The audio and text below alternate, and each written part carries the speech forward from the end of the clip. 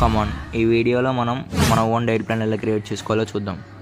As a said in previous video మీ goal ఏంటో మీకు అర్థమైందని అనుకుంటున్నా. కటింగ్గా లేదా బాడీ రీకంపోజిషన్ అని బాడీ వెయిట్ ఇంటూ 33 to 35తో మల్టిప్లై చేస్తే వచ్చే మీ మెయింటెనెన్స్ క్యాలరీస్. ఒక 200 to 300 సర్ప్లస్ అంటే ఎక్కువ తింటే లీన్ గెయిన్ అంటే బల్కింగ్ అన్నట్టు, అండ్ 100 to 200 డెఫిసిట్లో తింటే రీకంపోజిషన్ అన్నట్టు, అండ్ 600 to 800 డెఫిసిట్లో తింటే కటింగ్ అన్నట్టు. మీ గోల్కి తగ్గట్టు మీ టోటల్ క్యాలరీ ఇంటెక్ తెలిసిపోయింది కాబట్టి డైట్ ప్లాన్ అనేది క్రియేట్ చేసుకుందాం.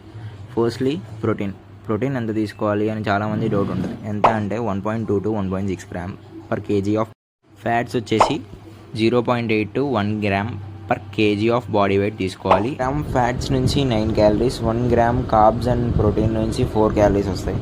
కమింగ్ టు ఫైబర్ అందరూ నెగ్లెక్ట్ చేస్తారు, కానీ అది అసలు గట్ హెల్త్కి చాలా హెల్ప్ అవుతుంది, డైజెషన్ కంట్రోలింగ్కి చాలా హెల్ప్ అవుతుంది. ఇంటేక్ వచ్చేసి 14 grams per 1000 క్యాలరీస్ ఉంటే సరిపోతుంది. అంటే 2000 క్యాలరీస్ ఉంటే 28 grams ఫైబర్ తీసుకోవాలి. ఫైబర్ నుంచి వచ్చే క్యాలరీస్ ఆల్మోస్ట్ నెగ్లిజిబుల్ ఉంటాయి, 8 to 10 క్యాలరీస్ అలా ఉంటాయి.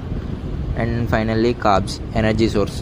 ఇది ఎంత అంటే మీ రెస్ట్ క్యాలరీస్. అంటే ప్రోటీన్ ఇంటేక్ ఎంతో తెలిసింది కదా, ఆ ప్రోటీన్ ఇంటేక్ అంటే 1 గ్రామ్కి 4 క్యాలరీస్ ఉంటాయి కాబట్టి మీరు తీసుకున్న protein intake in grams into 4 multiply చేయాలి. Fats intake into 9. మీ టోటల్ క్యాలరీస్లో నుంచి ఆ ప్రోటీన్ అండ్ ఫ్యాట్స్ నుంచి వచ్చే క్యాలరీస్ని సబ్ట్రాక్ట్ చేస్తే వచ్చాయి మీ కార్బ్ సోర్స్ నుంచి తీసుకోవాల్సిన క్యాలరీస్. ఇంతే. నెక్స్ట్ వచ్చే వీడియోలో ఏ ఫుడ్ సోర్స్ నుంచి ఎలాంటి మ్యాక్రోస్ వస్తాయో, ఎంత మ్యాక్రోస్ వస్తాయో చూద్దాం.